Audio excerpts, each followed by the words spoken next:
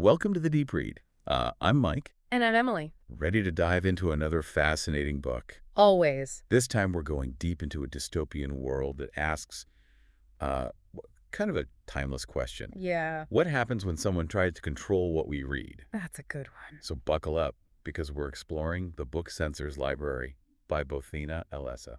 It's not just another story about censorship, though. Right. It really is about how we define ourselves when those in power are terrified of stories. Yeah, and it all comes through the eyes of our main character, who is a brand new book censor, completely bought into the system and its ideology, Yeah. believing he's safeguarding society from dangerous ideas. What I find so fascinating is that Al-Essa doesn't paint him as a villain. Yeah. He really believes in his work, and he actually craves a simple, uncomplicated life. Which is kind of ironic, right? It is. Because he's surrounded by these incredibly specific and often absurd censorship rules. Like what? Well, one of the regulations prohibits any mention of carpets flying. Really? Carpets flying? Carpets flying. That's so specific. It is, Yeah. and it speaks to a larger point about how the system tries to control every little bit of thought and expression Right. by prohibiting something as crazy as flying carpets. Yeah, huh? They're basically trying to limit the very act of imagination itself. Wow. Makes you wonder if they're that afraid of carpets taking flight. What else are they trying to keep hidden? That's where the structure of the book is really great. Okay. Because Al-Essa, she doesn't tell us explicitly, the system's origins or its goals. Right. Instead, she lets us uncover its dystopian nature through what the censor experiences Okay. and the increasingly absurd rules he has to enforce. So we've got this dedicated by the book censor living in a world obsessed with controlling every word. Uh-huh. What happens next? How does Zorba the Greek come into the picture? Well, think of Zorba the Greek as a literary grenade Oh, wow. tossed into the censor's carefully ordered world. Okay. It's a book that defies categorization, Yeah. and it awakens something in him. Is it like a sudden realization that there's more to life than following the rules? Not more than that. Really? It's as if Zorba the Greek plants a seed of doubt. He starts questioning everything he thought he knew. Wow. He even starts noticing cracks in the system's facade. This raises a question for me, though. Yeah. What is it about Zorba the Greek that has such a profound effect on him? Was it the writing style or the themes or the characters? I mean, Al-Essa mentions it, but I'm left wanting more, I agree. Like to understand the specifics of what sparks this change. And that is one of the brilliant things about the book. Yeah. Alessa doesn't tell us. Yeah. Instead, she leaves it to the reader, you, to consider what resonates with the censor.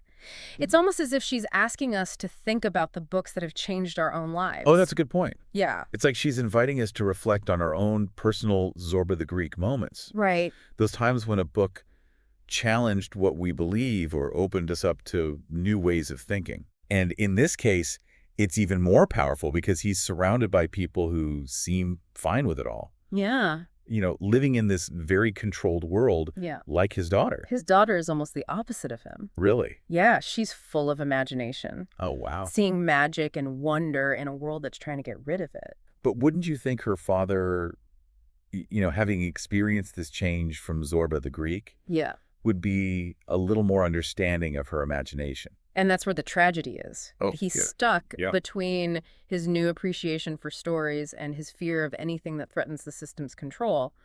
And that fear, unfortunately, extends to his own daughter's imagination. So he loves her, Yeah. but he's terrified of what her imagination could mean. It's a fascinating conflict. It is. And it speaks to this theme of how oppressive systems, even if they start with good intentions, can really change our understanding of what's important. Yeah. The censor is so focused on keeping things in order that he doesn't recognize the beauty and the potential in his daughter's imagination. It seems like Al-Essa is pointing out a very real danger here. Yeah. When we put control and conformity over creativity and free thought, Right. we risk losing something essential about being human. Exactly. And that's why the censor's journey, Yeah. his struggle between upholding the system and embracing the power of stories, is so compelling. Yeah. It's a microcosm of the larger conflict that Al-Essa explores in the book Yeah. about society as a whole and what we value. Yeah. One of the things that really hit me about the book Censor's Library Yeah. is how the physical setting is like a reflection Right. of the system's control over language and thought. Oh, absolutely. The world Al-Essa creates is sterile and uniform. It is. Like identical cube houses line these narrow streets. Right. Everyone dresses the same. Uh-huh. And even the language is stripped of any vibrancy or depth. It's like the system has literally sucked the color and life out of everything. It's a visual representation of how they've tried to standardize thought and behavior. Yeah. And to eliminate any trace of individuality or dissent. It's unsettling how the censor is so comfortable in this environment. At least at first. Yeah, at least at first he seems to prefer Yeah. this order and predictability. He finds safety in the system's rigidity. Mm. But as he starts to question the rules, that feeling of security turns into a feeling of suffocation. Yeah. He begins to notice the cracks in the facade. Okay. The little things that don't quite fit. Like that white rabbit he keeps seeing Yeah. in the censorship authority building. Exactly. It's like his subconscious is trying to break free from the constraints of this controlled world. The rabbit represents those flashes of curiosity, those moments of questioning that the system is always trying to suppress. You know, speaking of contrasting environments, Yeah. the labyrinth really stands out. Oh, it's amazing. It's this hidden world beneath the censorship authority. This secret library just overflowing with forbidden knowledge. Right. And a chaotic jumble of books. It's the opposite of the sterile world above. It is. The labyrinth represents the untamed potential of the imagination, the incredible amount of ideas that the system fears and tries to keep hidden. It's interesting how the censor's reaction to the labyrinth changes. Oh, definitely. At first, he's drawn to it and terrified of it. Yeah. He's fascinated by the forbidden knowledge. Right. But he also sees the danger it poses to the order he's sworn to uphold. Right. It mirrors his own internal struggle. Absolutely. As he gets deeper into the labyrinth and the world of stories, he becomes more and more aware of the risks involved. But isn't there also a sense of liberation for him in the labyrinth? Yeah. Like a feeling of finally being able to explore his own thoughts and ideas without the constraints of the system. It's a sanctuary for him, a space where he can be himself. And engage with ideas that have been deemed dangerous. It reminds me of his daughter's situation. This bright child full of imagination and creativity. Right. Living in a world that sees those qualities as symptoms of something wrong. Yeah.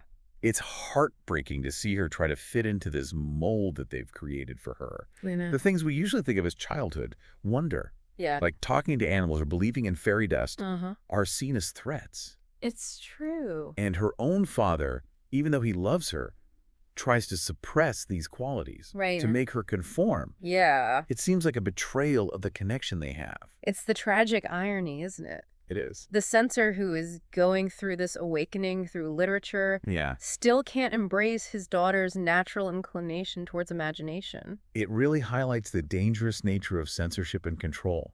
It does. These systems can become so ingrained that they change our understanding of what's truly important, even in our own families. It's a warning for sure.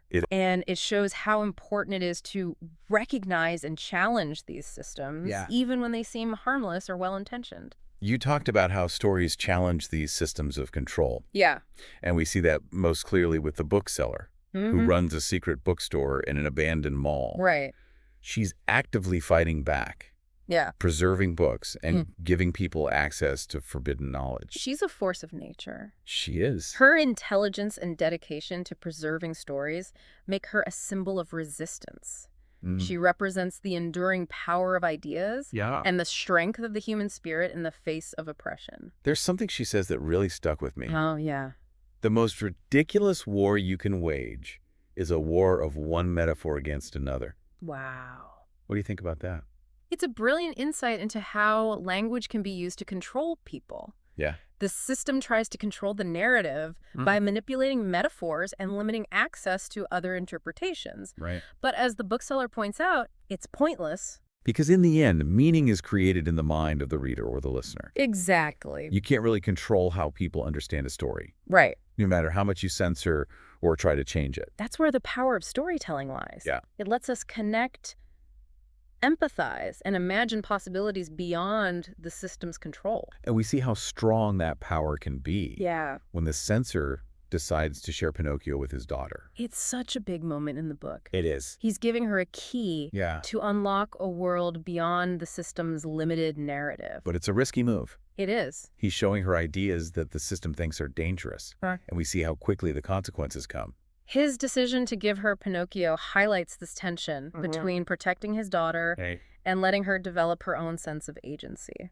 It's a tough choice many parents face. It is. But it takes on a whole new meaning in this world. Right. Where even kids' stories are seen as threats. And it's a decision that will have terrible consequences for both of them. It will. It's really tragic. Yeah. But it's also a turning point for the censor. Okay. It makes him face the true cost of the system's control and the huge impact it's having on his own family. That line about language has really been sticking with me. Which one? You know, at all times, we must stay on the surface of language, the surface. Beware of wading into meaning. It's so chilling, isn't it? It is. It reveals the core of the system's fear. Right. They're terrified of what happens when people start thinking critically and making connections and questioning the stories they've been told. So it's not just about censoring specific words or ideas. No. It's about stopping people from engaging with the meaning. Yeah. The deeper meaning and potential of language itself. They want to turn language into like a set of instructions. Yes. With no nuance or complexity. Exactly, like a tool for obedience instead of a tool for understanding. But the ironic thing is, yeah, it's the censor's deep dive into language. His exploration of these forbidden stories that wakes him up. He starts to see the world in shades of gray. Yeah. Not just black and white like the system wants. It's the paradox Al-Essa is highlighting. Trying to control language backfires. Right. Because meaning is always up to the reader. You can ban a book, but you can't ban the thoughts and feelings it creates. It's like how the censor at first just took the censorship rules literally, focusing on the words themselves, not what they meant. Right, just the surface. But as he reads more stories, he starts to understand metaphor and symbolism. And that's a key part of his transformation. It is. He sees how the system twists language to stay in control, changing meanings and erasing other viewpoints. The bookseller says it best. What does she say? All language is the surface, and what lies beneath on the bottom is more of a rippled riverbed made so by the force of a poem, for example. That's beautiful. It is. It really captures how art can change things. Yeah. Even though language might seem fixed and controlled on the surface, it's always being shaped by the creative forces underneath. And the system can't totally control those forces. Yeah, they can't. They can ban books. Right. But they can't stop people from thinking, feeling, and imagining. And that's what Al-Essa shows us with the ending. Yeah. The censor's final act of defiance. Burning himself on the book pyre. It's powerful. It is. He's consumed by the flames that represent the system trying to destroy knowledge. Right. But by destroying himself, he takes back his agency. Yeah. He makes a statement about how ideas can't be killed.